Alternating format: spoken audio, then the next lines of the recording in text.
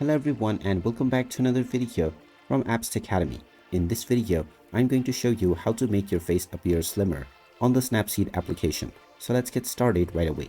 First of all, open up the Snapseed app on your device and you can then tap on the open button or the plus icon in order to open up any image that you would like to edit. After opening up your image, if you wish to make your face slimmer, just tap on the tools option and then tap on head pose. This will then detect the face within your image, and once your face has been detected, tap on the settings option at the bottom.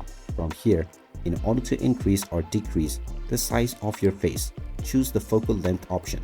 Now from the focal length option, if you swipe the slider to the left, then it will decrease the focal length of the image, making your face appear more thick.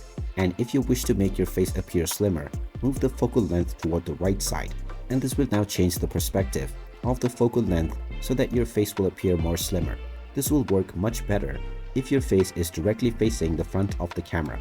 And there you have it. That is how easy it is to make your face appear slimmer on the Snapseed application. If you find this video helpful, make sure you hit that like button and subscribe to our channel if you haven't done so already. Also ring that notification bell to never miss another update from us. Thank you for watching and I will see you again in the next video.